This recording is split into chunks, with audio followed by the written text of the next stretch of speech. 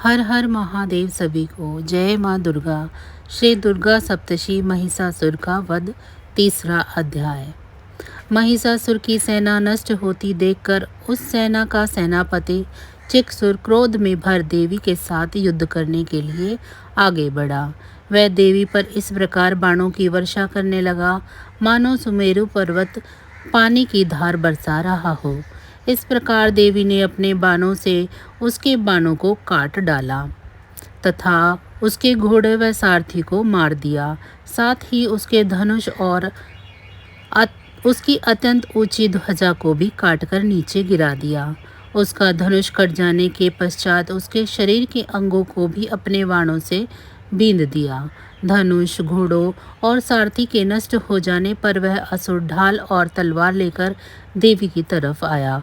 उसने अपनी तीक्ष्ण धार वाली तलवार से देवी के सिंह के मस्तक पर प्रहार किया और बड़े वेग से देवी की बाईं भुजा पर वार किया, किंतु देवी की बाईं भुजा को छूते ही उस दैत्य की तलवार के 2 टुकड़े हो गए। इससे दैत्य ने क्रोध में भरकर शूल हाथ में लिया और उसे भद्रकाली देवी की ओर फेंका।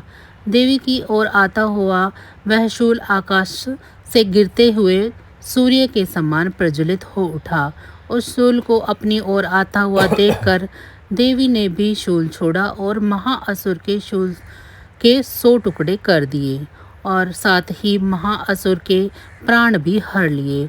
चिक्षुर के मरने पर देवताओं को दुख देने वाला चामर नामक दैत्य हाथी पर सवार होकर देवी से लड़ने के लिए आया और उसने आने के साथ ही शक्ति से प्रहार किया, किंतु देवी ने अपनी हुंकार से ही उसे तोड़कर पृथ्वी पर डाल दिया।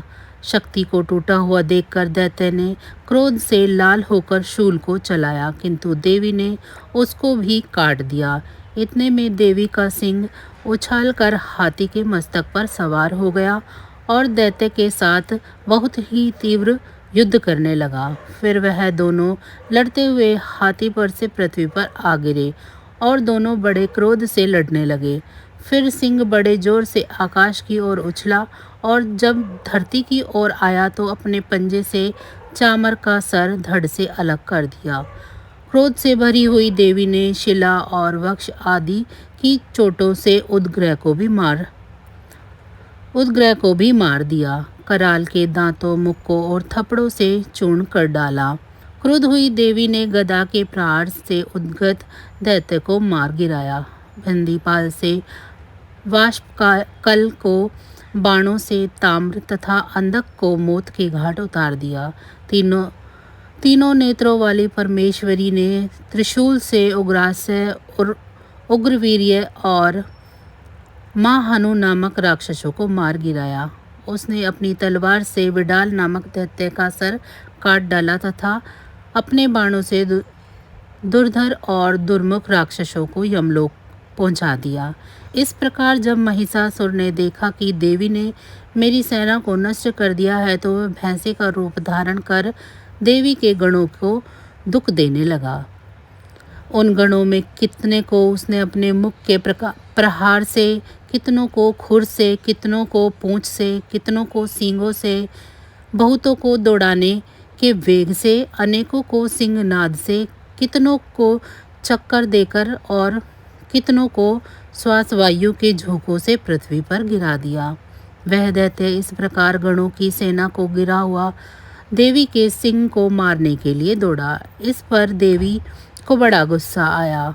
उधर दैत्य भी क्रोध में भरकर धरती को खुरों से खोदने लगा तथा सींगों से पर्वत को उखाड़ उखाड़ कर धरती पर फेंकने लगा और मुख से शब्द करने लगा। महिषासुर के वेग से चक्कर देने के कारण पृथ्वी शुद्ध होकर फटने लगी।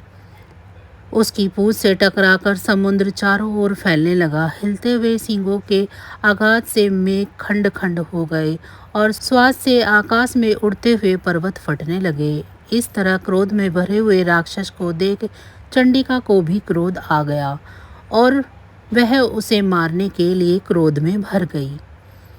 देवी ने पाश फेंककर दैत्य को बांध लिया और उसने बंध जाने पर दैत्य का रूप त्याग दिया और सिंह का रूप बना लिया। और जो ही देवी उसका सर काटने के लिए तैयार हुई कि उसने पुरुष का रूप बना लिया, जो कि हाथ में तलवार लिए हुए था।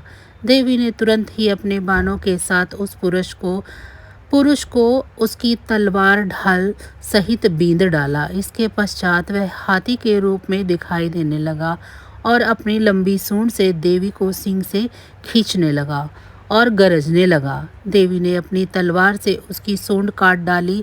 तब राक्षस ने एक बार फिर भैंसे का रूप धारण कर लिया और पहले की तरह चर अचर जीवों सहित समस्त त्रिलोकी को व्याकुल करने लगा। इसके पश्चात क्रोध में भरी हुई देवी बारंबार उत्तम मधु का पान करने लगी और लाल लाल नेत्र करके हंसने लगी। उधर बलवीय तथा मद से क्रुद्ध हुआ दैत्य भी गरजने लगा। अपने सींगों से देवी पर पर्वत को फेंकने लगा। ओ मूढ़, जब तक मैं मधुपान कर रही हूँ तब तक तू गरज ले, और इसके पश्चात मेरे हाथों तेरी मृत्यु हो जाने पर देवता गरजेंगे। यूं कहकर देवी उछलकर उस दैत्य पर जा चढ़ी और उसको अपने पैर से दबाकर शूल से उसका गले पर आघात किया। देवी के पैर से दबने पर दैत्य अपने दूसरे रूप से अपने मुख से बाहर होने लगा। अभी वह आधा ही बाहर निकला था कि देवी ने अपने प्रभाव से उसे रोक दिया। जब वह आधा निकला हुआ ही दैत्य युद्ध करने लगा तो देवी ने अपनी तलवार से उसका सिर काट दिया। इसके पश्चात सारी राक्षसेना हाहाकार करती हुई वहां से भाग खड़ी हुई और सब देवता अत्यंत प्रसन्न हुए तथा ऋषियों महर्षियों सहित देवी की स्तुति करने लगे। गंधर्वराज गान करने लगे तथा अप्सराएं नृत्य करने लगी। तो बस तीसरा अध्याय यहीं पर समाप्त होता है। हम मिलेंगे अगली किसी अन्य ऐसी ही वीडियो के साथ। तब तक अगर आपको मेरी ये वीडियो अच्छी लगी है तो मेरी वीडियो को लाइक करें। चैनल को सब्सक्राइब नहीं किया है तो चैनल को सब्सक्राइब कर लें। कमेंट बॉक्स में जय माँ दुर्गा ज़रूर लिखें और अपने सुझाव भी ज़रूर बताएं। माँ दुर्गा की आप सभी पर कृपा सदैव बनी रहे। इसी के साथ अब मुझे दीजिए इजाज़त। आप सभी का बहुत बहुत धन्यवाद। जय माँ दुर्गा।